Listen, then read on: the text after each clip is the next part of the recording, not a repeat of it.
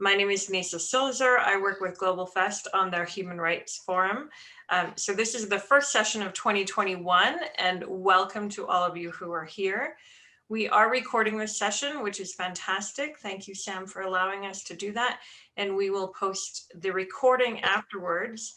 And Sam will also send us her slides, notes, PDF document that we can also post and you can have afterwards. So don't feel like you have to keep track of every single piece of advice or knowledge that you learn. You'll be able to access it later. We have the Q&A box open at the bottom. So any questions you have, feel free to put them in the Q&A box at the bottom.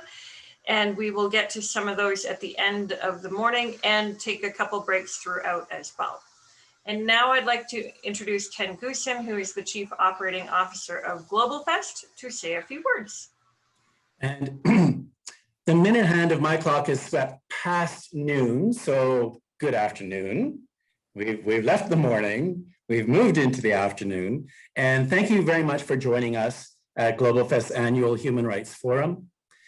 In the spirit of respect, reciprocity, and truth, we honor and acknowledge Mohkinstsis and the traditional Treaty 7 territory and oral practices of the Blackfoot Confederacy, Siksika Nation, Kainai, Piikani, as well as the Nakota and Tsuut'ina nations. We acknowledge that this territory is home to the Métis Nation of Alberta Region 3, the historical Northwest Métis homeland. Finally, we acknowledge all nations, Indigenous and non, who live, work, and play on this land and who honor and celebrate this territory. We began this journey of human rights exploration in 2007, shortly after the city of Calgary signed on to UNESCO's Coalition of Municipalities Against Racism and Discrimination. Since that time, we have brought forward a variety of topics and speakers addressing issues of racism and discrimination. Our focus has always been on exploring practical solutions to address these issues. During the current period of a global pandemic, we have seen, experienced, and read of levels of racism and discrimination and hate on the rise. This is distressing. It's a tough time already, and this is making it harder. And we're really looking to see how we can build a community, but we can see the fragility of community during this time and how important it is for us to gather and to be together, whether it be on screen like this today, and we thank you all for joining us, or in person, which is what we're really looking forward to coming down in the end. But ultimately, I think it'll be a hybrid of both. We'll be in person, and we will have guests such as Sam joining us from elsewhere, being with us in community. This strengthens our resolve to continue our work in this area. Our plan will be to see GlobalFest reaching out into the community much more frequently in a variety of platforms to continue our work in building a more resilient and engaged community. You will be hearing more about GlobalFest reaching out in the coming weeks. With the Human Rights Forum, this means continuing the dialogue. We have been talking about this internally and with a number of our stakeholders over the past few years, and this is the year in which we will see these efforts realized. Following our discussions this month, we will introduce a series of community conversations throughout the year, either furthering topics of discussion from the spring programming right now, or addressing more current issues that our communities may be facing. Stay tuned to our website and social media platforms for upcoming events. Today, we are thrilled to have Samantha Evans as our presenting speaker. Sam is the certification manager at the International Association of Accessibility Professionals, the IAAP. Is that right, or is it IAAP? IAAP usually is easier. Okay. Absolutely, because I know I'm a huge basketball fan. And is it the NCAA or the NCAA? One never knows when you have these letters in front of you. So it's always good to know. So IAAP, where she works with accessibility subject matter experts and professionals around the world to maintain, build, and deliver accessibility certification programs. The focus of today's session is human rights, disability rights, accessibility, and accessible events, how to plan, prepare, and deliver inclusive online and hybrid programs. What is digital accessibility? And how can everyone contribute and understand the tenets of digital accessibility? Sam, this is a big plate. And Sam's going to cover what you need to know, what we need to know, from planning, budgets, contracts, vendors, content marketing, presentations, and surveys. Sam, where were you in 2007 when we began the Human Rights Forum? Because we've been tripping over this. I think, like many groups, well-intentioned, really thinking that we're doing the right thing, and without really ever having had opportunity to really have the conversation with professionals in the area to say, are our assumptions right? What is really needed? What is desired? How do we go about this? So, I look forward to learning a lot. And as Nisa said, let's just sort of sit back and focus, but do write down notes. We will be stopping periodically to take some questions from the audience. And, but Sam, I'm turning it over to you. Thank you very much for joining us for the very first session of our 2021 series. And I'll let you take it away. Thank you so much. My name is Samantha Evans. I'm a white woman with gray curly hair that's on top of my head. I'm in my home office. Behind me on a wall is a poster that says can't read backwards, same struggle, different differences. And in this inner circle, there are 4 quadrants of civil rights, women's rights, LGBTQIAA rights, and disability rights. And so my background, number one, I live on Creek and Muskogee lands, and I am of Cherokee heritage. So I appreciate your opening for inclusion and speaking to that cultural references, Ken. I live in Atlanta, Georgia, and I am an accessibility professional and advocate. I have about 25 years of association and meeting planning experience along with my accessibility work. My meeting planner, who originally taught me how to do site visits and selections and consideration, uses a wheelchair. So my meeting planning experience started with physical built environment considerations. And along the way, my roommate lost her vision. And so pre-internet, we discovered all sorts of ingenious ways to help her maintain her independence, but also learned what kind of barriers existed for people with low vision and for blind people along the way. So it's sort of how I cross over between association management, event planning and meeting planning and accessibility. So on the cover slide for today in the upper left is kind of a fun little graphic from the ICANN Has Cheeseburger memes from years ago that says win all the prizes.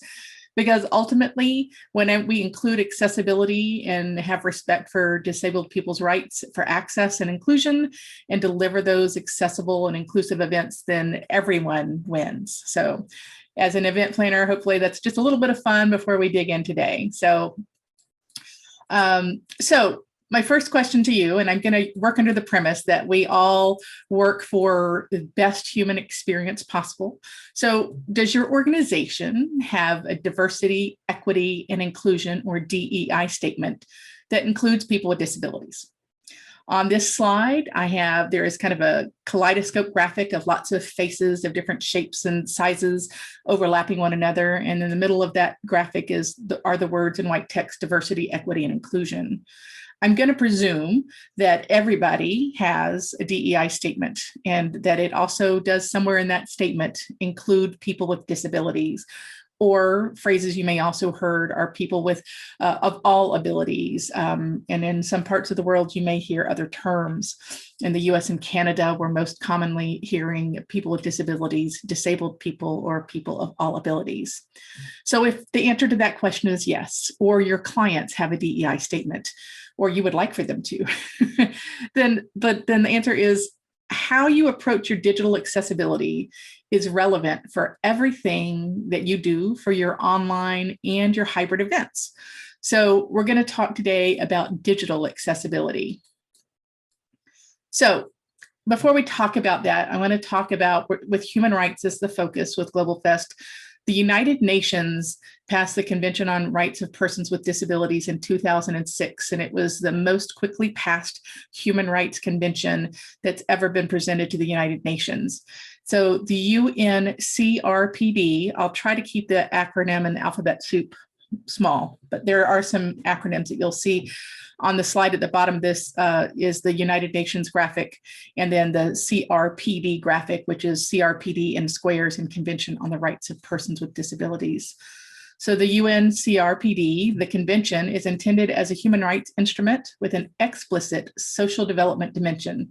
It adopts a broad categorization of persons with disabilities and reaffirms that all persons with all types of disabilities must enjoy all human rights and fundamental freedoms. It clarifies and qualifies how all categories of rights apply to persons with disabilities and identifies areas where adaptations have to be made for persons with disabilities to effectively exercise their rights in areas where their rights have been violated and where protection of rights must be reinforced. So this is the UNCRPD has been signed and ratified by a lot of countries.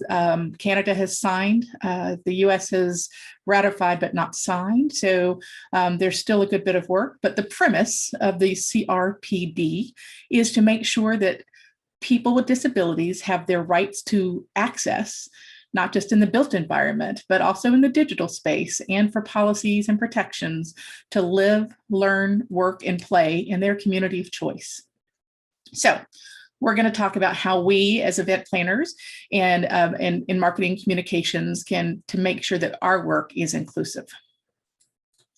So CRPD was our first piece of alphabet soup. This is our second course. We're just after lunchtime. Accessibility is an English word that has 13 characters in it. And you may see a shortcut or a numerum, A11Y.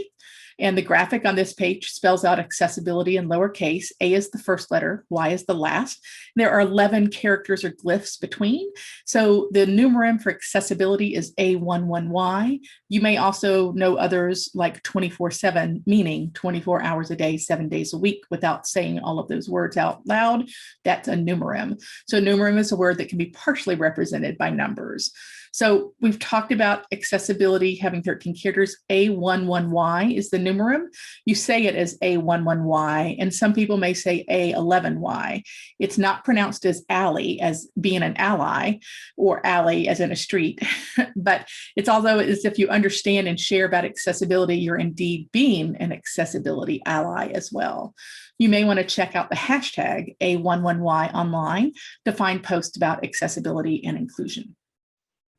Okay, so we're talking about human rights. So who uses accessible media and assistive technologies? And we'll describe those terms in a minute. But on this page, there is a graphic that is when Apple decided 2 years ago to actually start including accessible emojis and icons that represented disabilities, which was kind of exciting to the accessibility and inclusion world to have a graphic that represented things like a cochlear implant, a hearing aid, a guide dog, a non-flesh arm, a robotic or prosthetic arm, a person using a wheelchair, somebody signing, and somebody using a cane for walking and navigating their space.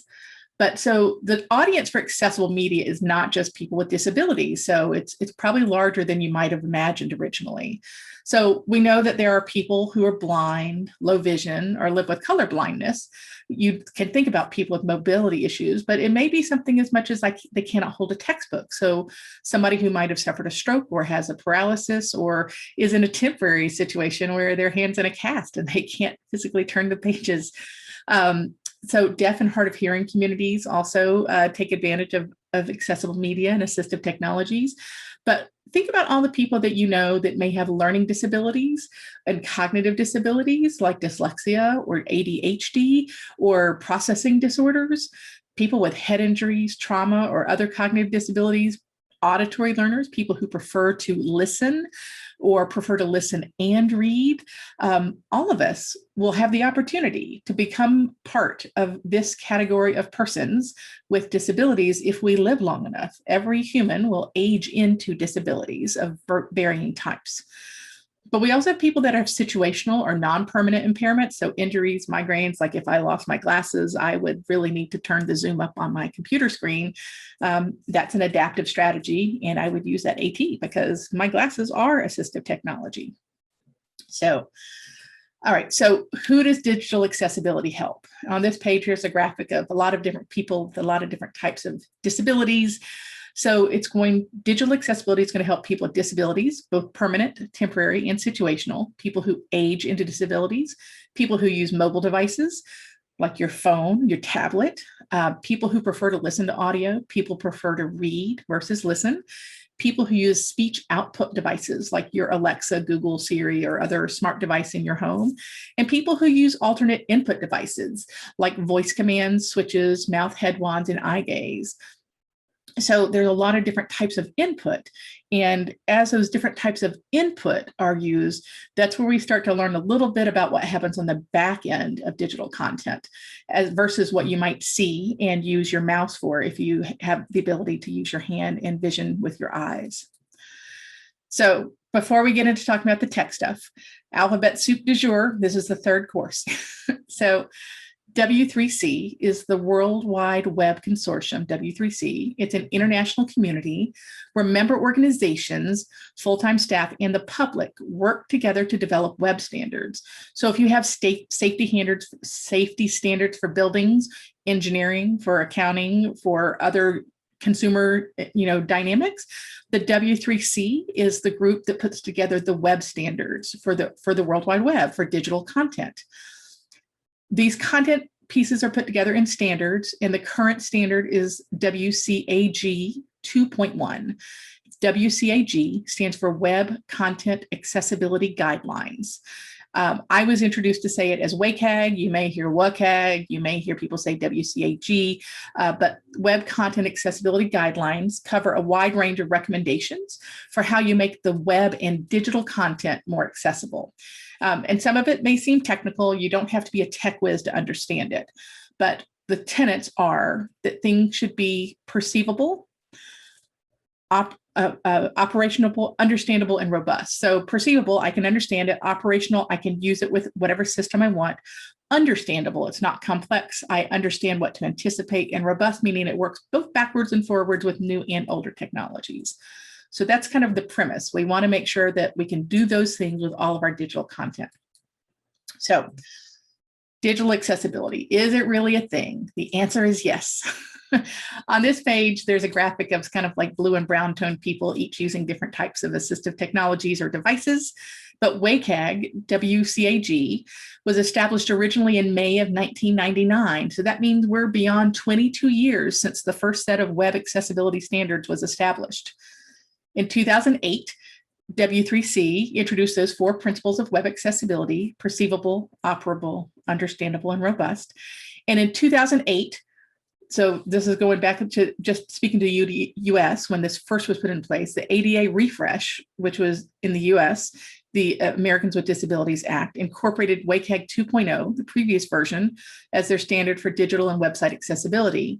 And Canada, the first premise we saw with WCAG being incorporated with AODA in Toronto, and we're also seeing it in other provincial accessibility and disability rights organizations, and in ACA for the Accessible Canada Act as well. So when people say, how do I make sure it is? Everyone around the world uses WCAG, that concept of web accessibility, those content guidelines, as the premise, and that's harmonized or included or incorporated. AODA and ACA are using 2.1, and so in the European mandates use 2.1. So we're finding 2.1, and WCAG has 3 levels, like you would have, first, second, or third. The third being your best. A is the entry level, AA is the median, and AAA is the best. And so just like any other scoring or evaluation, and AA tends to be where government regulations and requirements fall. So why accessibility?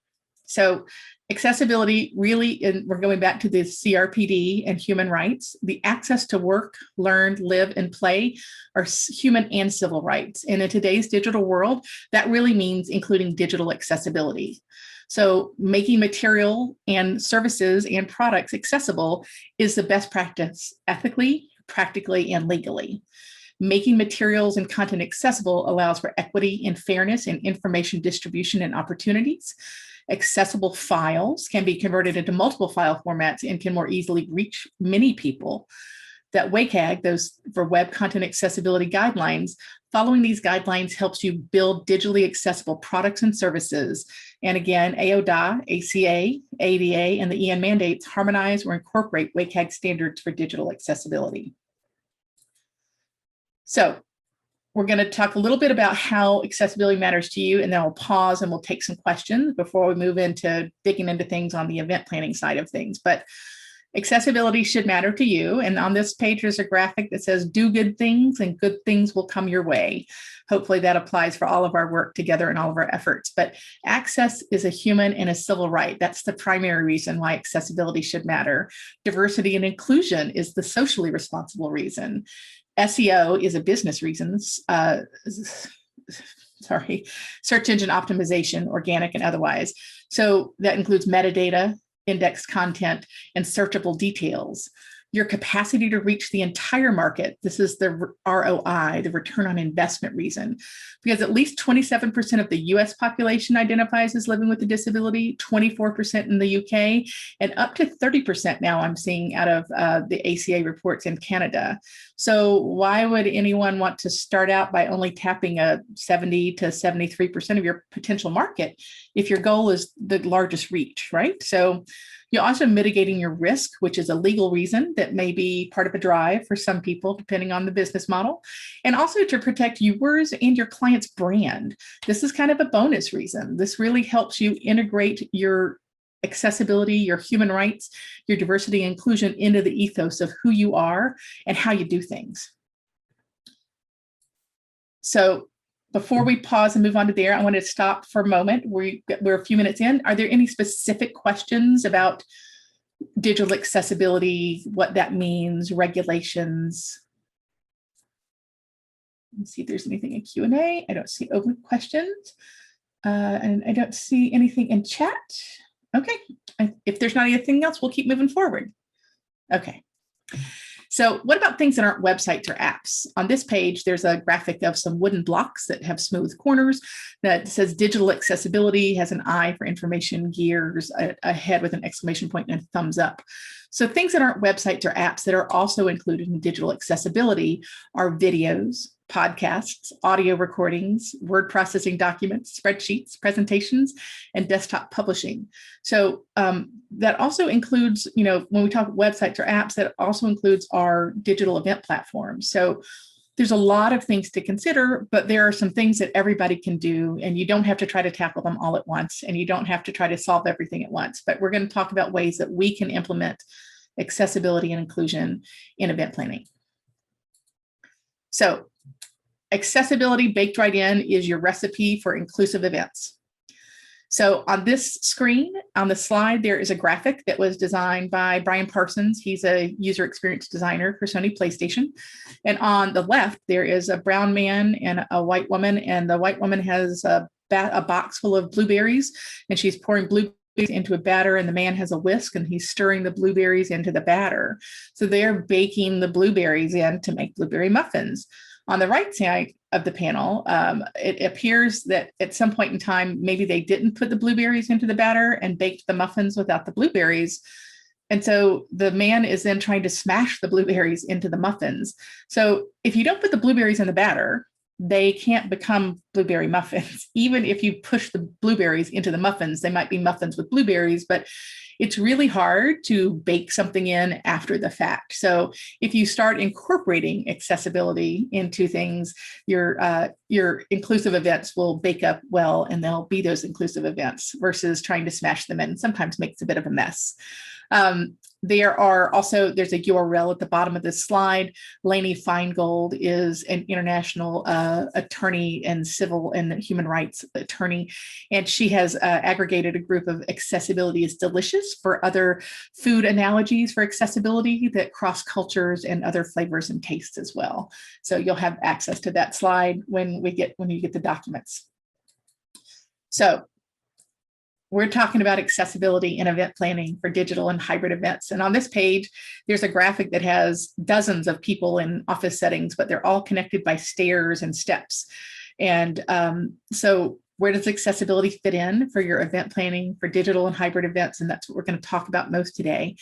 And so we're going to start with your strategy, your contracts, your planning, your marketing, your registration, your design, your execution, and your feedback.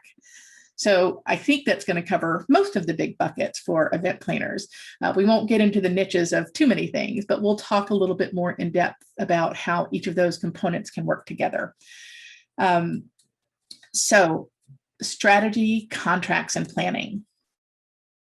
On this slide, there's some blue graphics of like icons of human figures with various types of physical and visible disabilities, different ages and stages of life. So if you've noticed, I've been mentioning, I described myself and what I look like so you could identify my background.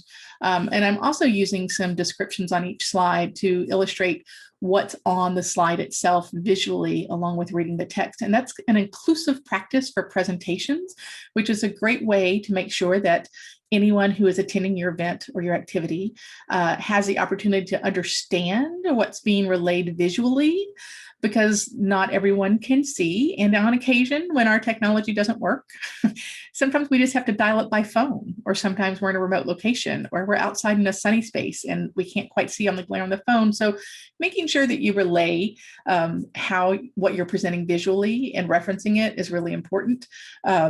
Not just for people with disabilities or technology challenges, but also for people that may come from a different cultural background or may not speak the language you're presenting in as your primary language. Your colleagues in other parts of Canada do require French and English, and so cultural and language considerations are important as well.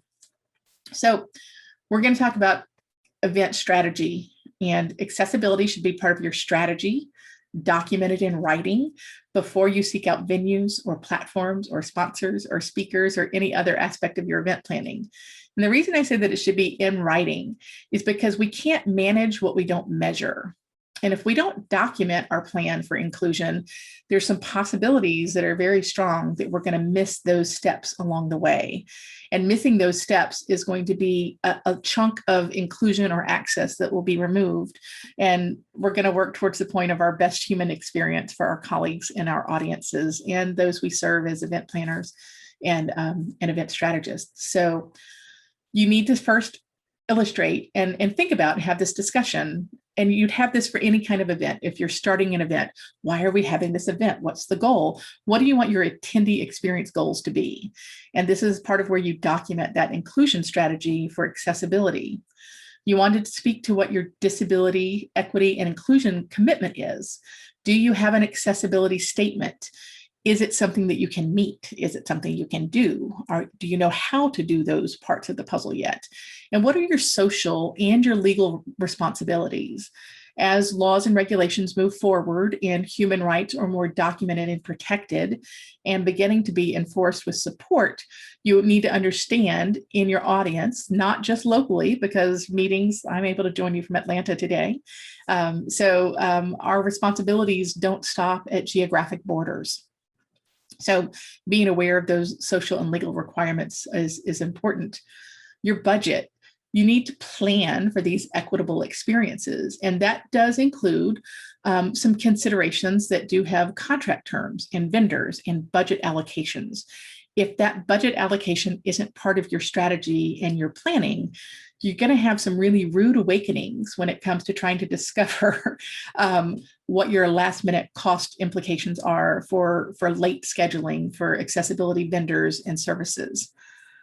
So we're still talking strategy and planning before we get to those contracts, but that budget planning needs to include those accessible and equitable experiences and your vendors or your service providers. Your RFP or your platform discovery, so your request for proposal.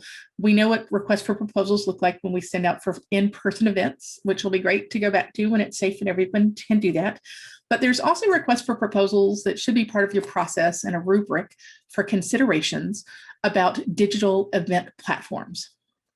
So you need to know how to qualify what's in the market, And right now, what looks brilliant is all of these sophisticated systems that offer you, just like in person, sophisticated artificial intelligence. It's a great, sophisticated, flashy, dynamic environment. But you also need to understand what that means and how that relates to your anticipated attendee experience goals. And you also need to be able to test out and sniff out what's fluff and what's not, so you don't step in the muck. And we'll talk about this later today, about what are the responses that your vendor partners or prospects do or don't know about accessibility, because a lot of people in the tech world may say, of course it's accessible, you can get to it online, ta-da. But when we talk about digital accessibility and inclusion and access for disabled people, that means that it has to be technically accessible, those web content accessibility guidelines, and that's a technical component. And here's the scary figure, but it's a reality. I just had this discussion with the BTN network yesterday. 95 to 98% of all the virtual event platforms that are in the market today in 2021 are not accessible for disabled people to use for an equitable experience. They require vision and a mouse. That's a lot of the market. So that's a lot to consider when you're looking at your event platforms and your partners. So not a scare factor, but I attended a meeting last week where I specifically wrote, because I do utilize caption myself. I have a hearing impairment. And I specifically asked, are there CART live captions? We'll talk about different types of captions in a minute. They wrote back and said, yes, of course, they're CART, and they are going to be live captions and they're closed captions. So I thought that's great. I can, if I have a need, I can turn them on, I can make them bigger, larger, and they'll follow along so that I can track with what's being spoken. But when I got to the meeting, and so if you're considering that there's about a $15,000 to $20,000 budget investment this meeting planner would have made, but there were no CART captions. They were not live and they were not closed captions. So not knowing what those terms mean can put you at risk of really creating a disappointing experience for your attendees and your guests. And we don't want to do that for anyone, right? Are there questions about this part? We're on strategy, contracts, and planning. Is there anything specific question-wise? I'm not seeing anything here or in chat. Okay. And I have a website and a URL resource. That's why I don't want you to have to take notes on all of this, where we'll look at this together on kind of a timeline, where I've reinforced where you plug in this accessibility components into your contracts planning and other steps along the way. Okay, so marketing. So this is the next step. So you've done your vetting, you've assessed, you've established what your goals are, what experience you want your attendees to have. Now there's a part of your team somewhere that's going to be doing marketing. So on this screen in the upper right, there is a grid of 8 colorful icons that represent the different types of accessibility and inclusion components. There's an ear with radiating symbols out for it for deaf, hard of hearing. There's an eye with a line through it. AD for audio descriptions. There's a set of hands that are representing sign language interpretation. There's a person walking with a cane for orientation as a blind person using a cane, a person using a wheelchair. CC for closed captions, and a question mark for information. So when you're talking about marketing, and we've talked about assessing your platform vendor. So, but is your event website, have you been able to evaluate that event website for accessibility? And just a word of warning, there are some things that are on the market now called accessibility overlays, and they impose additional steps for people with disabilities to go through to get to and access the content, and they can't really make an event platform accessible. They can engage with JavaScript on a static web page, but not really for an event platform. So consider evaluating any of your prospective platforms for accessibility. But then we also want to make sure that in your marketing, in the process, the actual work of sharing the news, putting out the messaging, trying to get attendees' attention so that they can register and come join, making sure that graphic design concepts and marketing materials meet some accessibility best practices and standards. So one of these pieces, and we talk about inclusion, not everything that's accessible is inclusive. So when we talk about marketing, Inclusive marketing is important when we talk about words and phrases, but also our visual representation. So make sure that your marketing images are diverse and inclusive. Make sure that your phrases, your words are appropriate and don't incorporate any cultural appropriations or anything that is inappropriate or offensive for cultural references. On the more technical side of marketing, color contrast, fonts, caption choices, alternative text, and accessible hashtags are some of the most common ways that everybody can incorporate accessibility into your marketing.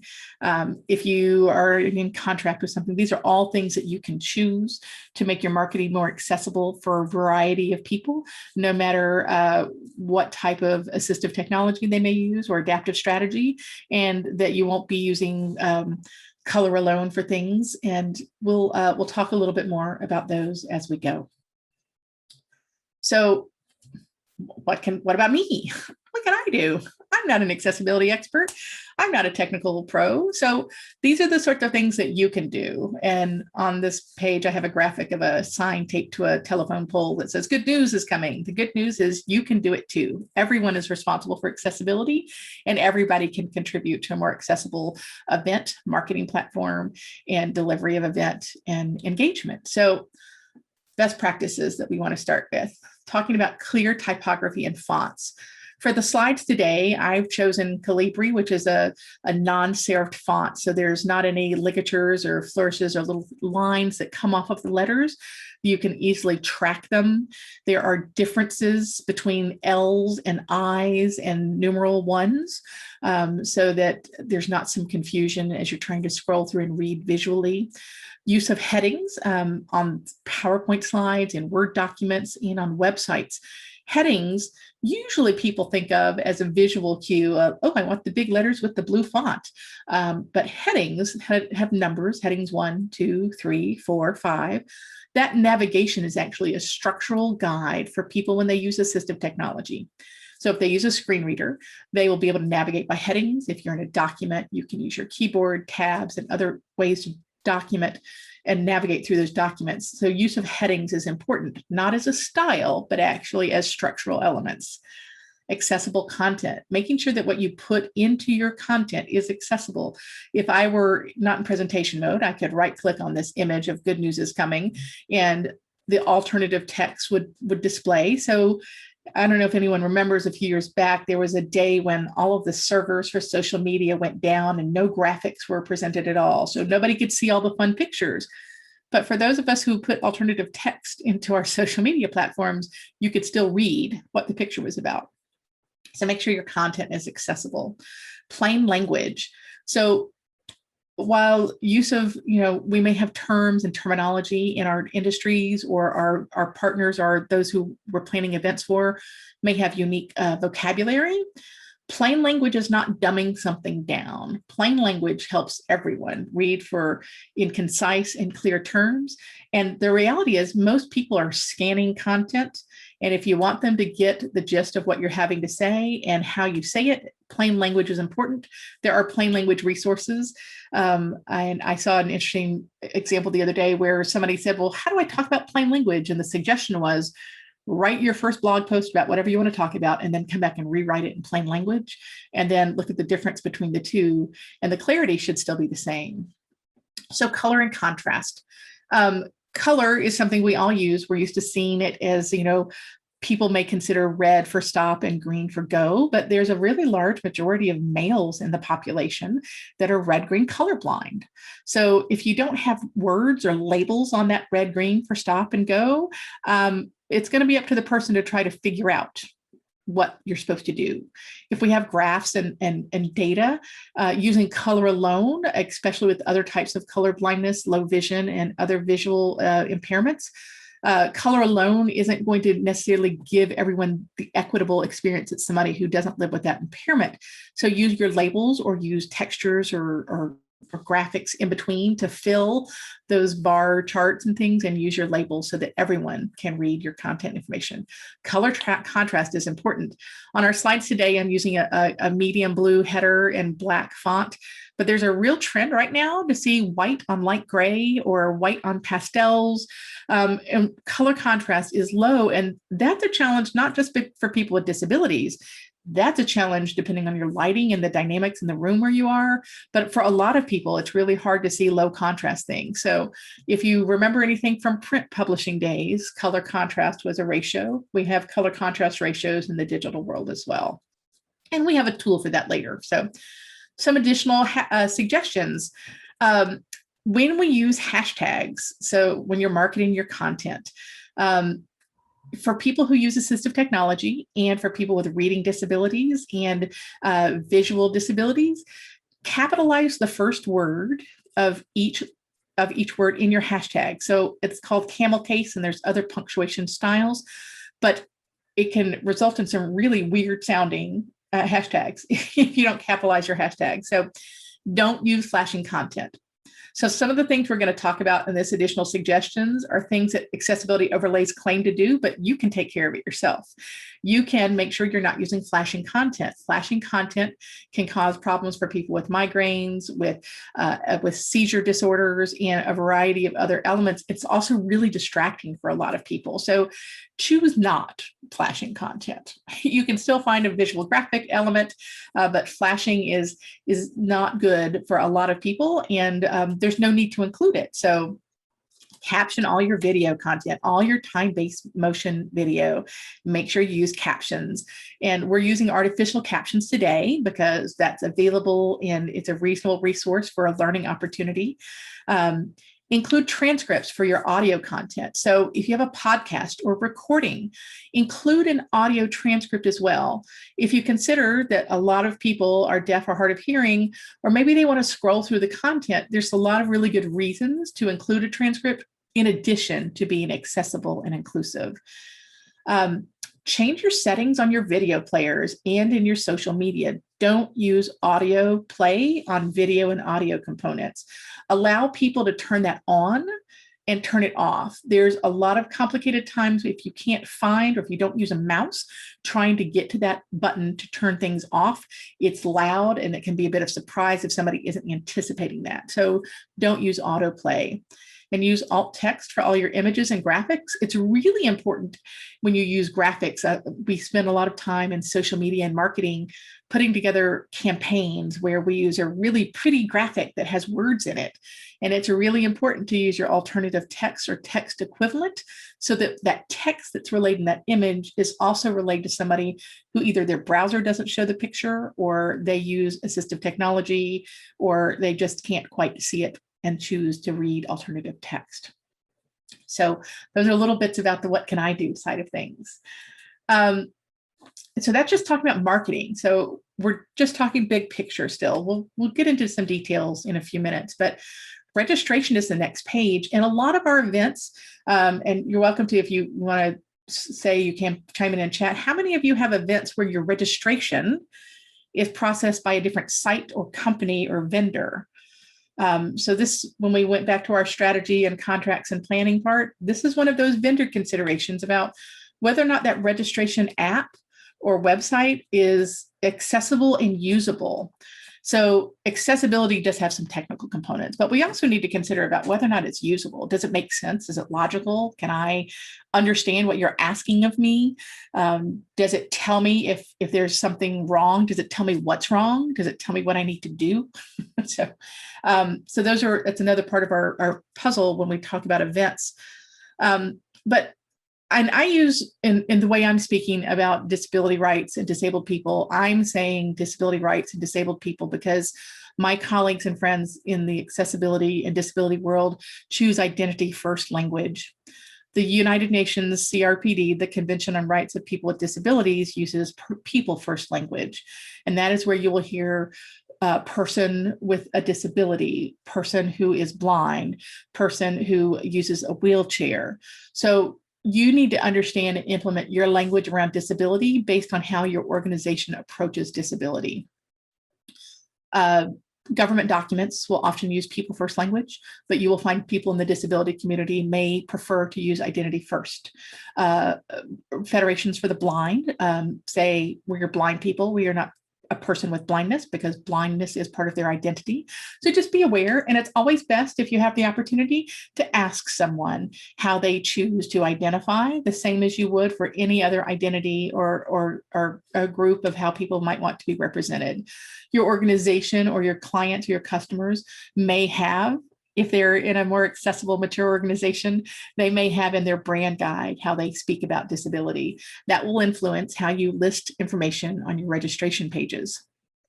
So kind of the tenets that I talk with people about on the regular, the biggest four things is ensure that you have accessibility and accommodations built into your plan for registration and for speaker information, because your speakers need to have that information probably a little bit ahead of when you open your registration for your attendees. But you need to always be really clear to say, what are you including? What is part of what we're doing as a standard? We are going to include artificial intelligence captions in every room except the breakout rooms, or we will have live CART captions in all of our daily sessions, or we will have sign language interpreters available in each room or at the keynotes, or we will have all of our videos that are pre-recorded will be captioned, or we can provide all of the slides, PowerPoints, and documents and handouts for the presentations in advance upon request. What are you doing? What is built in? And how do you write that up in a way that's accessible and respectful for your attendees so that they know you've thought about inclusion? And you may answer a lot of those accommodation request questions in advance by saying what you've already included. The next piece is, what can you provide? So reasonable accommodations should be anticipated and should be expected unless there's an undue burden, but usually there's a time limit. How far in advance do you need to know? So let's go back to our strategy and planning, where we looked into our budget and our contracts.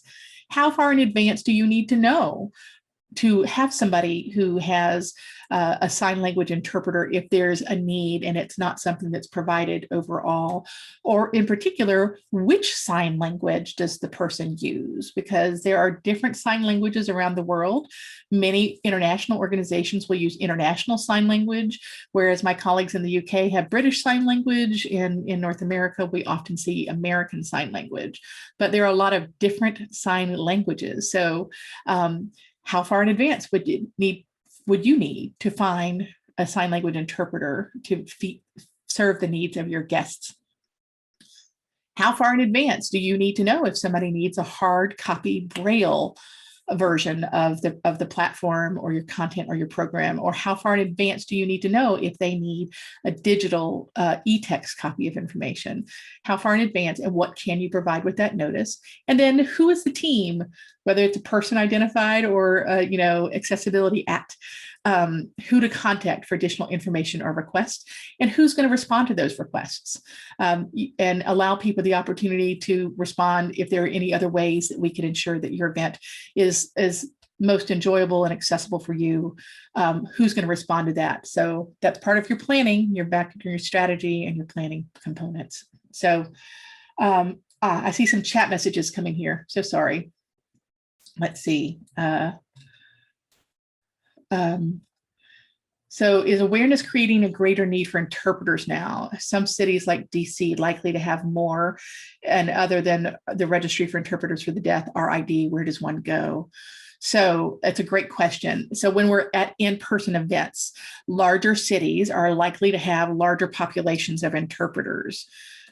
For the digital and hybrid events, there are a lot of places that people now have the capacity to have an interpreter present in another screen.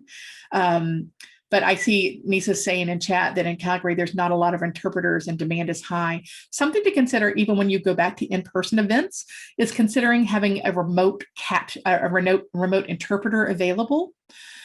When you do that, if you're in-person events, make sure that that line for that connection is a hardwired internet connection. Wi-Fi will drop Yeah, registry for interpreters is an international representation, and that's one of our resources that we'll share. So if you don't have a lot of interpreters in your city or your geographic area, or as things go back to in-person, consider a remote interpreter, which means a screen, a hardwired internet connection, and making that available through your AV company. So that's, again, part of that strategy and inclusion.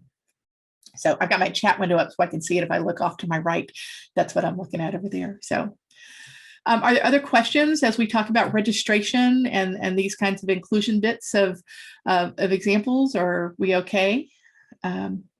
There's some good comments. And if you all know resources that you've worked with, sometimes one of the best things about these activities and events is getting to share knowledge with one another and share your resources. I know Joan, who's in chat right now, she and I have met once late on a Friday night to help somebody with a Monday meeting to find out who we knew in our pockets. So as interpreters go for both sign language, they're going to max out at about 45 minutes each. So if you have a 1-hour session, you're going to need a pair of interpreters.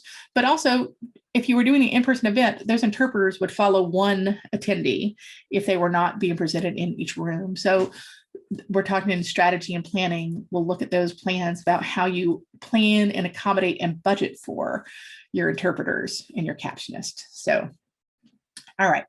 So let's keep going just a little bit here. So design. So we design events, just like somebody might design a course or a learning opportunity. When we design and incorporate universal design and universal design for learning, and on this page, there is a pyramid. It is a triangle that has 4 triangles inside of it. Universal design means that things are usable, accessible, and inclusive. And the overlap between those 3 parts is universal design. So when we design for universal design and learning, we will incorporate accessibility. So if you have curriculum designers or instructors, universal design for learning is an important component. So part of having this design is making sure you have an accessibility statement that you can support and that you can do all of the things in your accessibility statement. That you have a code of behavior. And this is important for events, especially for online events, but make sure you have a code of behavior that is inclusive and speaks to a safe place for people of all identities and groups, to make sure that language that is ableist. So ableist language are terms that demean and undermine people with disabilities and disabled rights, what those code of behaviors are and what you build in your inclusive environment. That disability language is consistent in your communications, that you may have heard in the past people say, oh, that's a wheelchair user.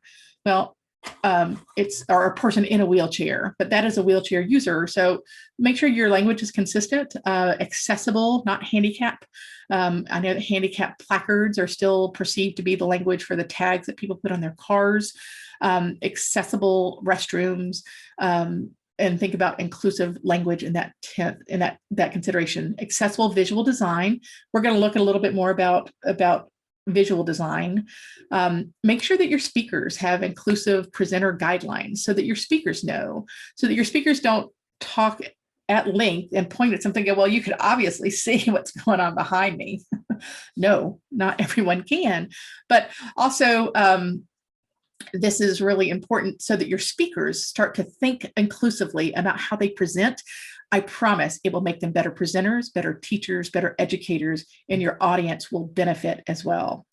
So on your design, since we're talking about design for content and events, make sure that your vendors are secured. We're going back again to reinforce that strategy and planning, that your CART captioning, if you're going to have live CART captioners, that your sign language interpreters are in place, that you have video captioning for anything that's pre-recorded, and that you have alternative media remediation. This is all part of your event design.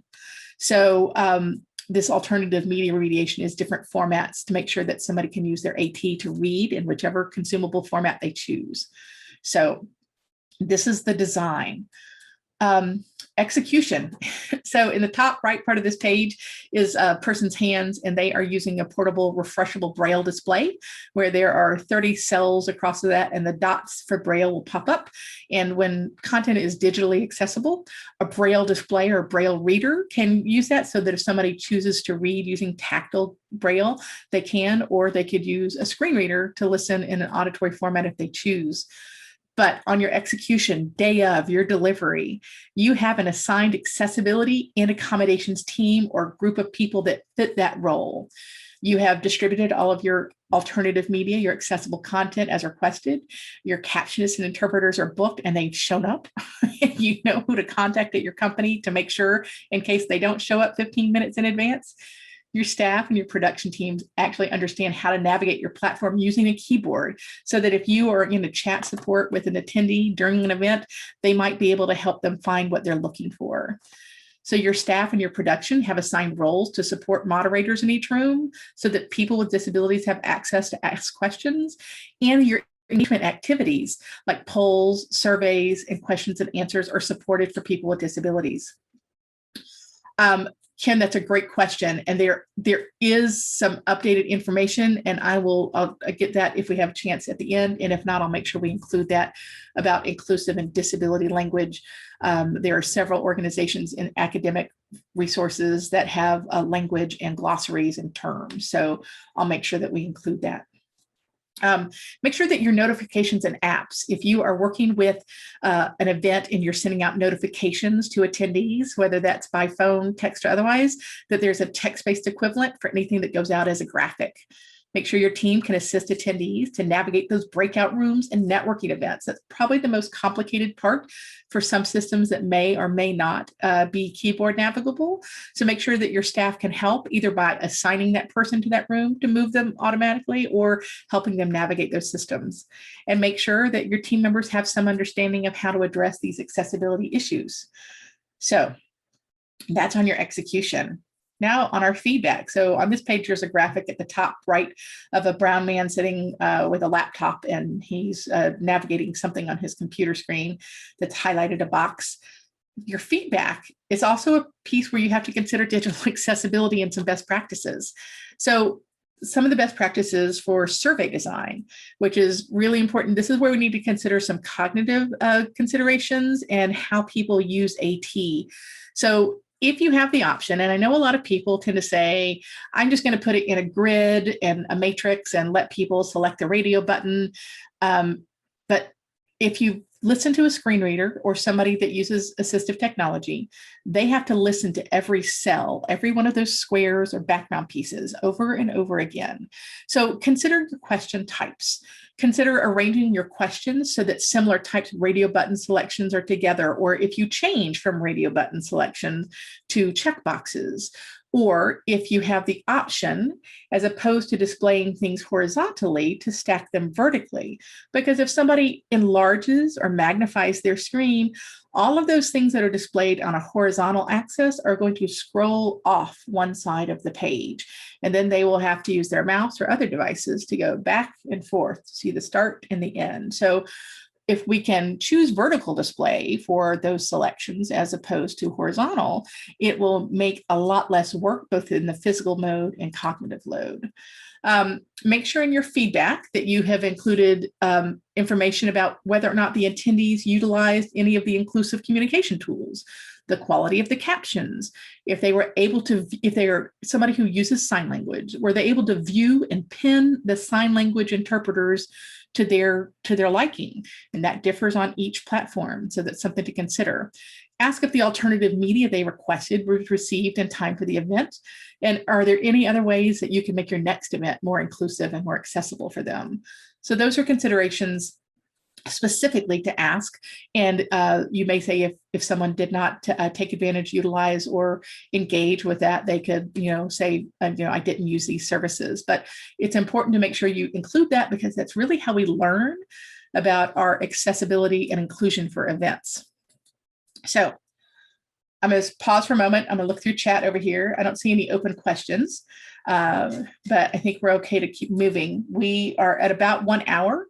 Before we get into design and format, do you want to take just a break for a few moments for a bio break, for a stretch, to clear your head,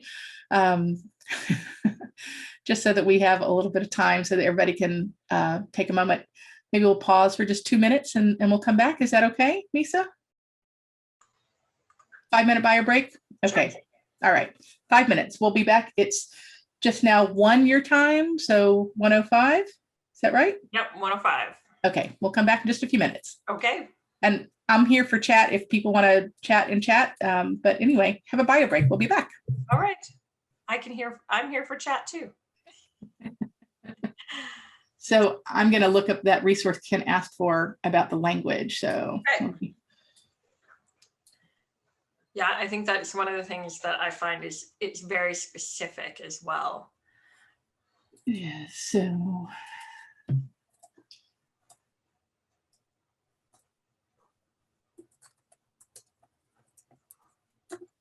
And I find some academic resources are really good. Sandy, it's so good to know that you're here. Hi. It's nice to see names that are familiar in attendee list. There are some academic resources that are really good, and some coalitions. And so I'm going to find some of those that I see and read as well accepted.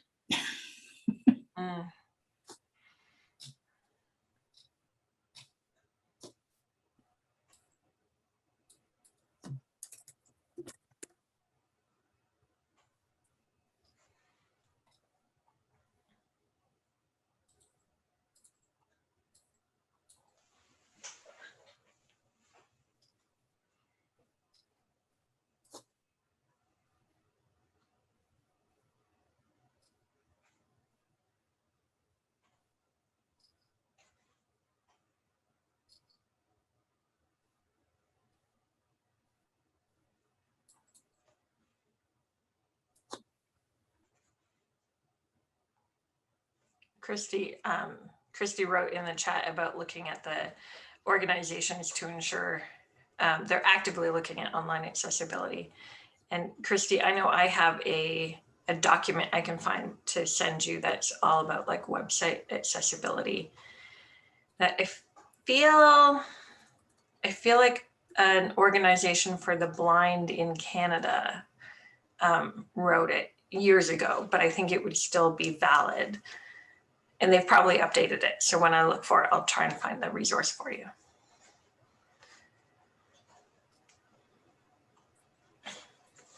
I also use my mother as like my check. Or, I'll be like, can you read this? Because she was always, the first person to be like, I'm in a dark room. I cannot read this, But we can do our own kind of testing too with the keyboard, so if it's not visual, can you navigate with your keyboard? Mm-hmm. Oh, here we go. I'm so excited. I found my resources I wanted. That's going to be great. And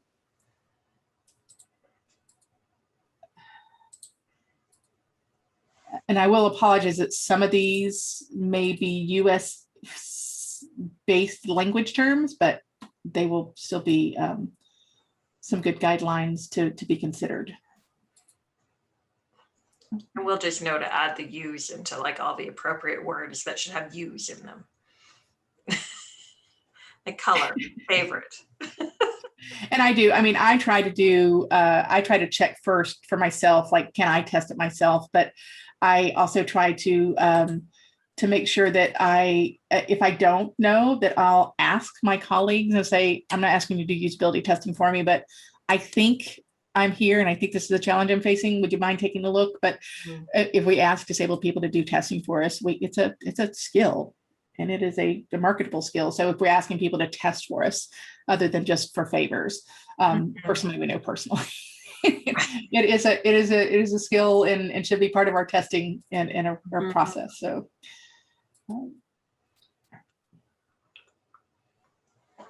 I also think that goes to the point of like, on a board, how inclusive is it? And people with the lived experience for it.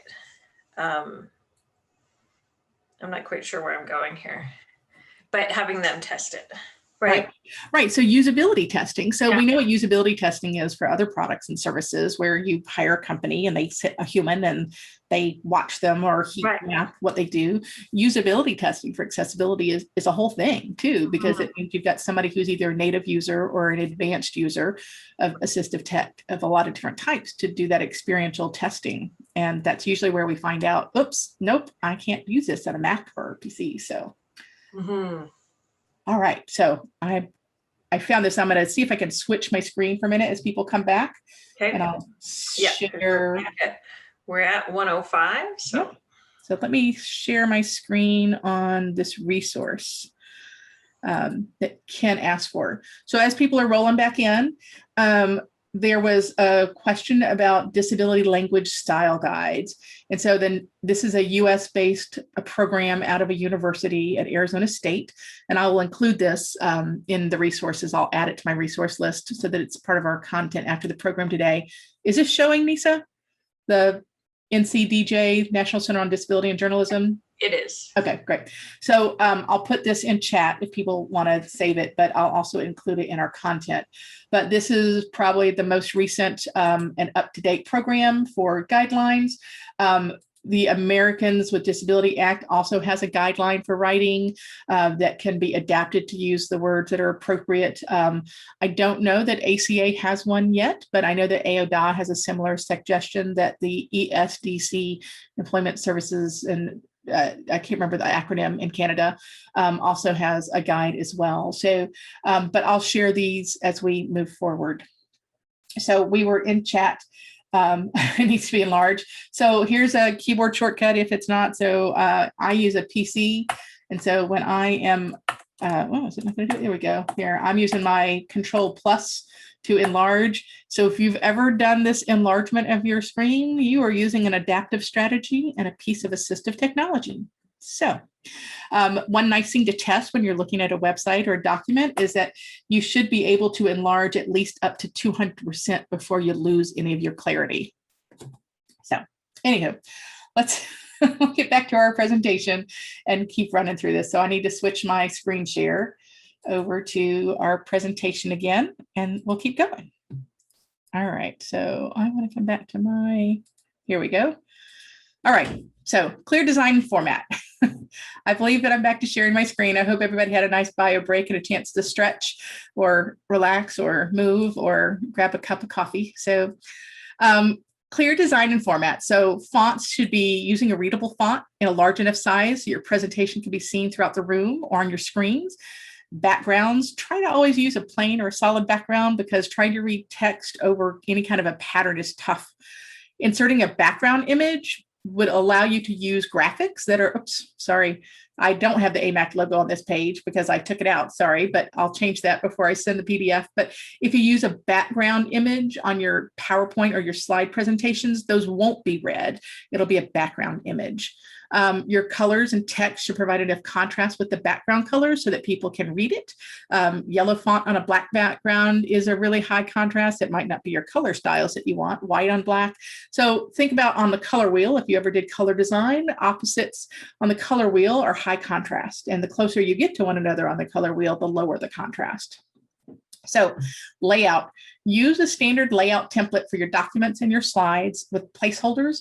That'll help in reading order for somebody's using assistive technology for your content. Accessible design features. So these are just design features. Try to use plain text when possible. Don't use unnecessary tables or borders or graphics if they don't convey meaning. That doesn't mean you don't have to give up visual design to have accessible design. But use normal or expanded character spacing rather than condensed spacing. There are a lot of people who have challenges, whether it's because of their muscles or in their eyes or tracking or other disabilities, have trouble when letters are really close together. That white space between letters helps eyes track between different characters and glyphs. Use language that's clear, direct, easy to understand. Explain all those acronyms, symbols, and abbreviations. When I did our alphabet soup at the beginning, I tried to make sure that we talked about what they meant first, but always explain first time you display it, your acronyms, your symbols, or abbreviations. And make sure that you use meaningful context for your hyperlinks. How many of you have seen pages and pages and pages full of things that say, click here, read more? If you just read the words click here, read more without looking at the rest of the page, it'd be really hard to understand. So read more about plain language at the NDGJ site is a contextual hyperlink. So when I include that link on our information, I'll make sure that's a contextual hyperlink. Your accessible fonts, these are going to be between 12 and 18 points for body text on a printed page, standard fonts with clear spacing, easily recognize upper and lowercase characters so that the I's, the L's, and Roman numeral 1 all look different instead of looking like 3 very similar vertical bars. Sans serif fonts are generally considered easier to read than some with serifs, but as long as you aren't mixing and matching lots, you're okay. Avoid italicized, bold, or underlined text because people are going to think an underlined text element is a hyperlink. And also screen readers won't read unless they've tuned it in very specifically, and AT won't read something that's italicized as italicized or bolded or red. So consider that when you're using words. Your color contrast, we talked about that briefly. I'm not going to spend a lot of time here because there is a link and you'll have this, but color contrast, again, on opposite sides of the color wheel, our color contrast should be 4.5 to 1. And get your graphic designer to explain what that means to you. You can use a color checker, and there's some resources for those in our documents. White space is important. And in the digital world, it's free. It's not like you're paying for paper and, page, 4-page up printing. So use white space, but use the tools to create the white space. If you use enter or tab or space bars more than once, people who are using assistive technology, like if you've ever seen a table of contents that's ... instead of using the structural elements, quite literally, somebody who's listening using AT is going to hear ... hard return, tab. Use your line spacing tools and your tab spots to make those spaces in your white space. It's a lot less load on people who are using assistive technology to read along with you. Make accessible lists. On this screen and on my slides, you'll see a bulleted list where I'm using the built-in list, and they're actually styled lists. Sometimes people have a tendency when they get creative to use a wingding or instead of graphic and then type a word and then hard return and then put their pretty little graphic or the picture of, a baby face. Lists, actually using the bulleted, numbered, or identified lists in our word processing spreadsheets and presentation modes will actually be a list so that the person who's using AT can navigate that and know that there's an actual list coming so that they can go through the list. Without it, it's a lot of listening and it's a lot of cognitive load. So use your tools builder list to create true lists. Consider mobile devices. Somebody just mentioned a minute ago about, saying things being bright. When we consider how people consume media, and on this page, there's a couple of graphics of people driving. There's a guy with a cup of coffee in his hand and looking at his phone. There's a woman looking at her flip phone. There's somebody at a beach with their smartphone out. Consider that mobile devices may be people engaging in noisy spaces, and so maybe they can't hear everything well. What if somebody is only using one hand to navigate something, or you're in bright light? If you've ever tried to share a picture with somebody and you're standing outside in the sunshine, it's really hard to see that. Small size touch screens. How small does that slide get when you condense it down to your phone screen? People may be multitasking, driving or walking, and a lot of different ages use a lot of different types of mobile devices. So there's considerations about why accessibility best practices are going to be really smart things to do. If your images are decorative, can you combine them? If there's an animation, can you make a text description? Make sure your graphics are crisp and legible. Can your information be conveyed in a different format? And make sure you add your alternative text. So I talked about captions, and this is really important. This was a really great study that Verizon and Publicis Sapient did on captions. They did a study of 18 to 35-year-olds, and their consumers in that age group, 80% of those people who are not deaf use captions for their videos and did not turn the volume on to watch videos. 50% of people agree that captions are important because they watch videos with the sound off from their mobile, their desktop. People are more likely to engage with video content if there's captions available. And 1 in 3 people have captions on in a public setting. And we're not talking about, this is a general audience of people who are not deaf and hard of hearing. So captions count. So accurate captions. So we're using artificial intelligence captions today, but if you have an educational event where it's legally important, medically important, or high education, accurate captions can make really equitable content for many people. So they should include, and this is where accurate captions often require a captionist, a live captionist, should include speaker names, especially for group dynamics, grammar and punctuation, and sound. And there's some standards for captions. No more than 2 lines of captions at a time, and no more than 32 characters displayed per line. And there is what's called Described and Captioned Media Programs Captioning Key, which is a hyperlink at the bottom of this slide that talks about that. It's established, the US Department of Education runs that program, but they are internationally accepted standards for captions or subtitles if you're speaking with a colleague in Britain or the UK. Subtitles are often interchanged as a term in Europe, but subtitles often don't include sound and may only be for a foreign language. So just be aware that in different parts of the world, captions and subtitles may be interchangeable, but don't always mean the same thing.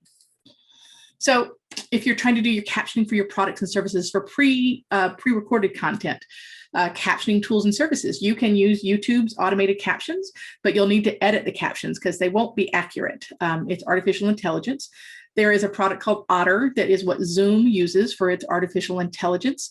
That's a low-cost way to capture audio, and you can transcript it out. There are other tools for social media and for using your phone or mobile devices, like iClips and AutoCap. They automatically caption your video. They're not 100% accurate, but some of them allow you to edit. And then I have a link at the bottom of this page of my colleague, Samantha Evans, who is a captioning whiz. No relation, but she has a complete guide to captioning software. We talked briefly about transcripts for audio only content, primarily so that people with disabilities can access your content, wider audience, including people who may choose to listen and read. But every word in a transcript that is presented in HTML versus PDF or document is searchable and will bolster your SEO. Your captions do the same thing. So if you have a podcast, you might want to use some of the same kinds of tools for captioning. You can expect about 10 cents a minute up to $1 per minute, depending on the product tool or whether it's machine learning or not. And so I've included some links on this slide about podcast accessibility and how to make your podcast more accessible from some disabled podcast experts. So what tools can we use? And that was a question. And so this slide, which has a little icon with a circle and a human figure in it on the right, I've included a link, and these are all contextual hyperlinks. It doesn't say read more to learn about websites. WebAIM Wave is an automated website checker. It's free. You can use it as an extension if you use Chrome. There is a contrast checker. Microsoft has accessibility checkers built into all of their Office suites. Apple products do too. Google does for Grackle Docs and some other things. And Adobe has an accessibility checker as well. There's a color blindness simulator on this page.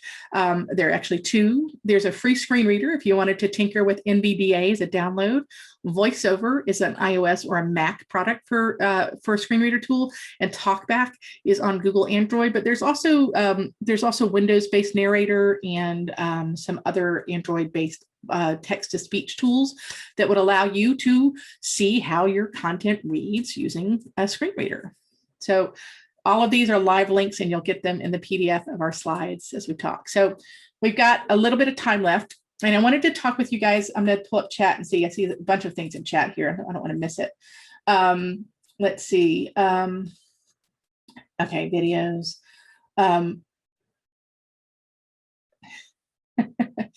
Yes, so minimum, and I said, Jen, that's very kind. There's little things that we can do. And so some of the top things you can do, make sure you include alt text for your images with graphics. Make sure you caption your video content. Make sure you list what you can do to be inclusive for your events. And there's little bites, so you don't have to try to solve it all at once. And you don't have to try to tackle all of this. You'll get this in slides. But when you're talking to companies and you're trying to determine whether or not they know accessibility or they're just trying to get you to sign a contract, I'm going to run through these. we're not going to have time for all of them today, but you don't have to be an expert to learn how to sort out if a person or company knows about digital accessibility. So this portion is just so that if you're talking to somebody about accessibility, whether or not they have at least some entry-level knowledge. And I say entry-level because I build and maintain certifications about accessibility professionals. So we consider entry level to be, 1 to 3 years of experience or exposure. But these are not a replacement for procurement, whatever your company regulations are about procurement and contracts. So just a step here. So you're going to consider somebody that's going to be a product or partner that's going to represent you or your client. So your customers are trusting you. So do the best you can by them to the best of your ability. How much experience is enough? We're talking about entry-level experience. So that's that entry level, more than 1 year, 3 to 5 max, for somebody for whom accessibility is at least a portion or a part of their primary role. How people talk about accessibility and disabilities. This is an opportunity for this person or company to disclose if they choose, if they're a person with a disability. You shouldn't ask them if they have a disability. That's really not appropriate unless it comes up in conversation. But this will let you know how familiar they are, this candidate, this person, with forms of digital accessibility. Not everybody who lives with a disability is familiar with digital accessibility. So just like you wouldn't expect your Indigenous person's colleagues to know everything about every tribe or local or cultural group, you wouldn't expect your Black colleagues and friends to know everything about this. We don't expect every disabled person to know everything about digital accessibility. But live first-person experience is really important and can make a real impact on influence on how things are usable. But you don't have to have a lived experience as a person with a disability to be an educated and well-prepared digital accessibility ally practitioner. So we talked earlier today, do they use identity first or people first language? How people talk about disability in a brand guide is a sign of maturity. If the person you're talking to doesn't know what people first language or identity first language is, it means they probably have likely missed that first introductory lesson about how to talk about disability. If you have a guide in your organization, make sure your language choice is clear so that your content can match your culture. Questions you can ask. Tell me about your background in digital accessibility. How did you become involved? Many people will have a personal connection with others have professional experience. If somebody doesn't have a personal connection or professional experience, they're just trying to get a sale and it might be a good choice to move on. If they don't know different types of disabilities beyond what we call visible disabilities, physical disabilities, deafness, blindness, which ones do they think are most often left out of accessibility? They should have some answers and some responses for you. How do they approach neurodiversity? If they don't know what neurodiversity or neurocognitive things are, or spectrum disorders, they're probably also not going to be able to have a product that's going to serve people on the neurodiversity spectrum. So what do you think about these are all questions you can ask, and there's some posed responses that may be useful for you as you're vetting vendors or possible partners. What do you think of plain language? They should know what that means. It is a requirement in the US and in the UK and in Europe as well. And I believe that ACA is going to be moving towards that as well. What's your favorite type of assistive technology? Even if you don't use one personally, everybody has a favorite that they think is the niftiest and the coolest. There should be a variety of assistive tech that people can tell you about. Is your website, app, or product accessible? Yes. To what level of WCAG? Accessibility overlays and toolbars don't actually resolve accessibility issues. They can make sites less accessible. They provide personalization menus that supposedly solve for all of these things. But if your content and your website's accessible, then you wouldn't need the overlay. If they say yes, ask these people if they can provide their most recent accessibility audit. You don't have to know how to read it, but they should have access to it. You need to know how they resolve accessibility issues. If you find something that needs to be fixed for your client, your customer, how are they going to fix it? Is it a team or is it an individual? How does it get resolved? Do they have an accessibility statement? Will they share it with you? You can look for this in advance before you go to anybody's vendor site to issue an RFP. You can look for it in advance. How many people across their teams work in accessibility? If they tell you it's only an IT issue, they're really narrowing their scope down. How does someone submit an accessibility concern to that organization? Are their materials and supporting publications, documents, and their learning videos, are they all accessible? How do they ensure that? If they don't have a process to speak to, and a salesperson might not know the answer, but they should be able to find the answer to that. If they just say they run an automated checker and don't manually check for things, they're going to miss out about 30 to 40% of the problems. What, what sort of accommodations do you provide or expect as a standard? They should be able to speak to that. We've talked about that earlier today. What sort of accommodations are you able to provide if requested? So this is really important with vendors about platforms. What do they have built in and what can they provide? And how much are they going to charge you for that if it's not part of their native state? How do they determine what's available for artificial intelligence captions or live captions? And if they don't know the difference between the two and tell you it's all the same and just turn it on, you know that they are not an inclusive and accessible organization with best practices for deaf, hard of hearing, and other language speakers. So captions are not all the same. Ask about how they test new websites or platforms. Ask them if this is just an extra kind of a bonus thing, ask them if they're involved in any organizations that advocate for disabled people or professional organizations for accessibility. Organizations that are more advanced will likely have some affiliation with a disability rights group or an accessibility organization. These are just questions you might pose as you're trying to vet or screen to sniff out what's out there in the world. So, and you might ask them just for fun and for a deeper dive, who's your favorite organization or person to follow from the accessibility world or the disability rights world? And I've got some questions if ever you're in a place where you're trying to interview somebody to do accessibility testing or work with you, some links to colleagues who have some interview questions so that you would know questions to ask if you're a hiring manager or your hiring manager needs to know but doesn't know accessibility. So just one last word, a colleague of mine that works for an accessibility organization said that we were watching an accessibility conference, the biggest one in the US, probably around the world. On a Saturday morning of their conference this year, an overlay popped up and everyone was just aghast. And so one of these, when this conference had this popped up and their plugin was installed, one of our colleagues said, in case you might be out of the loop, this being an accessibility overlay being installed on an accessibility conference's website is basically the accessibility equivalent to Captain America whispering "Hail Hydra." So for those of you who follow comics and understand Captain America, there was a time when Captain America went to the dark side and joined Hydra. And so hand coding is the Twitter feed handle of the person who wrote that out. So you don't have to remember all of this. I have a page for digital and hybrid event planning. How does it relate to your schedule? I have a calendar that is looking at a 6-month planning cycle on where you plug accessibility in. And the third link is actually digital accessibility resources. So you don't have to try to remember all of this. I will pop this up. Let's see if I can share my screen and show you the timeline. I developed these timelines and web pages for EIC Advance in 2020, where Joan Eisenstadt and I and some other colleagues did work together.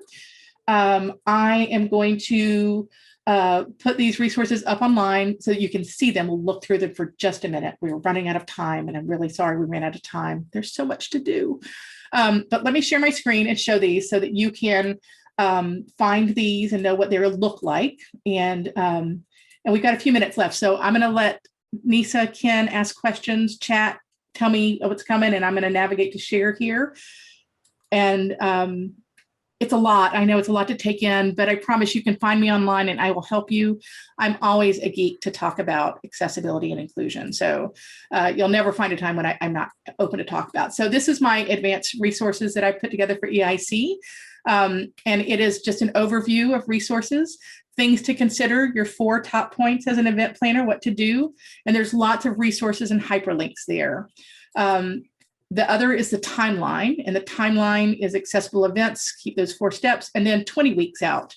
And then what steps to consider, then at 15 weeks. And you can always condense that down if you have less time or it's a smaller event. And that's the height of it. That's most of it. I hope this was useful. I hope that it was maybe some fun, things to consider to be more inclusive. Don't let it feel overwhelming. If you're just not sure where to start, let me know. I'll do my best to help. And let me share, I've got my content screen, and then we'll give it back to Ken and Nisa to get us back to the close. I've tried to make sure we didn't run over time. But feel free to join me online as you incorporate accessibility into your roadmap for success. You can find me on LinkedIn. It's my first, Samantha Spears is my maiden name, and Evans, and my Twitter handle is Sam Spears Evans. You can email me too. And thank you so much for making accessibility part of our world. But if you need an accessibility professional, I work with a few thousand, so I can always hook you up. Back to you guys. Ken, I'm going to let you take it away. Oh my God, Sam, that is just so much, you know, and we knew we were getting into something, and I know how excited Nisa was to have you join us today. And I feel like I need to go into a whole university program of study to capture so much of this. And we started this journey when Nisa brought us into this journey last year for our Human Rights Forum, but we've sort of been working into this, but certainly the last 15 months has driven the world into the reality of digital content and of events happening digitally. And, you know, so many are, you know, I think we all struggle because there are just so many levels to this, so many layers to this. But it's really brought it forward. So I think that unfortunately, even though there's this global pandemic that has come through the world, one of the silver linings has been that your work is so much more important to us than we realized. And we're all coming into that, because I know last year we had ASL interpreters, and it was also in the height of Black Lives Matter and everything that was happening globally. And so we're also trying to infuse into this cultural and ethnocultural influence as well, which adds another complexity layer into how you do this, because how do you determine where these nuances and what are the priorities and balancing and all of that? And so, you know, just absolutely a brilliant opportunity, an opening chapter into what I think is going to be a great opportunity. So I really, really want to say thank you so much. And I want to thank everybody who's joined us today. And I'm seeing so many comments that are coming through. And, you know, a great way for us to launch forward and step into this, and knowing that there's a lot more for us to learn. But I also know that Nisa knows you, I know you now a little bit more, and, you know, we will continue to work forward on this. So, and then also to Nisa Silser, our former director, you know, and the rest of our GlobalFest team. This has been an amazing start to another few more sessions that are coming up in 3 weeks. This was session 1 of 4. Our concluding 3 sessions will be taking place June the 22nd, 23rd, and the 24th, where we will be discussing community design and shopping local, everyday anti-racism strategies, and understanding race in the curriculum design. And so these are all really so much in the news, especially here in Calgary and Alberta. And so we're really looking forward to opening the days and the sessions into all of this, and being better at making sure that we have as many people joining us, and then also getting the news out to talk about this. So, you know, I've learned about, you know, the kind of having a statement within our organization that speaks specifically to things of this nature. And, you know, I've been thinking about people who come to our festival, our big festival in August.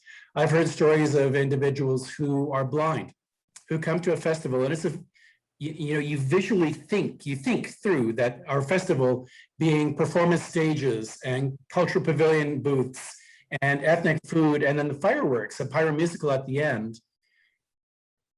What is in that environment that speaks to somebody with a visual disability? And once again, I'm stumbling over my words on how to talk about that. And I'm a wordsmith to a degree, but I know that this is a language that I have yet to really develop. And so I always apologize to say, if I say it wrong, know that I'm trying to get it with the right intent.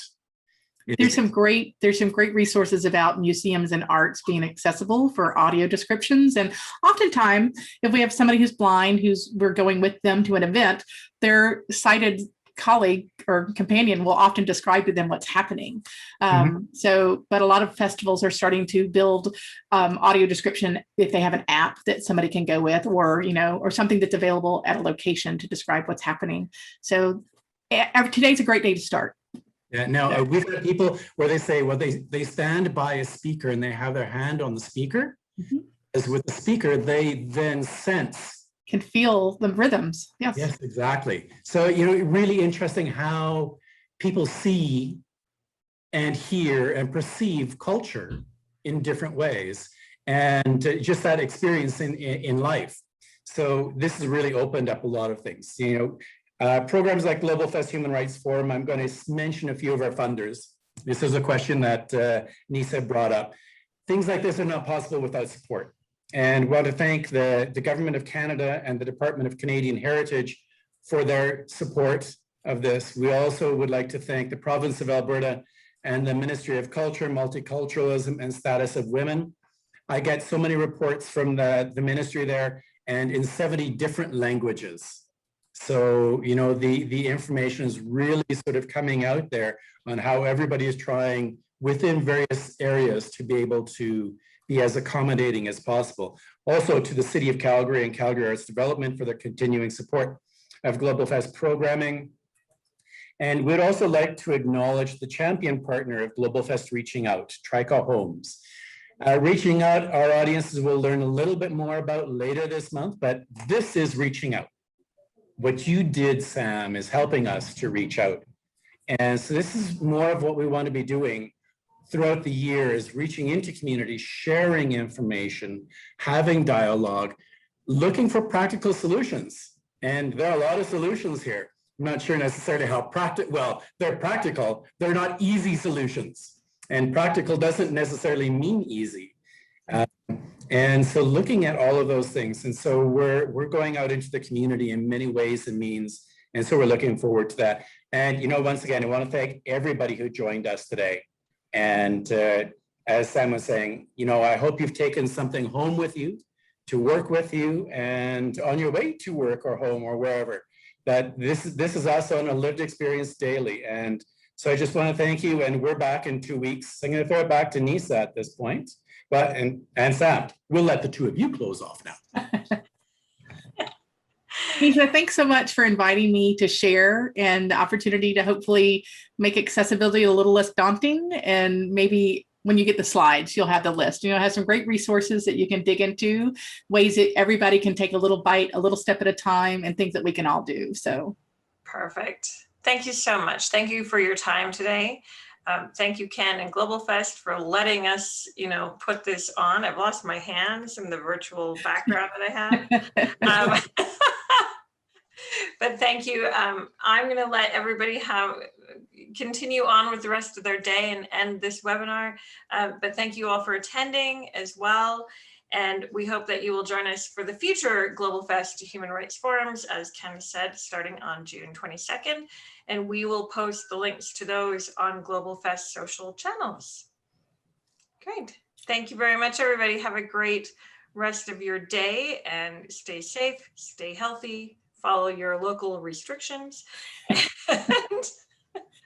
And we'll see you hopefully on June 22nd. Thanks, y'all. I need to change my background. My background is too busy. Yeah, you stand out beautifully against your backdrop. Thank you, everybody. Have a good afternoon. Bye now.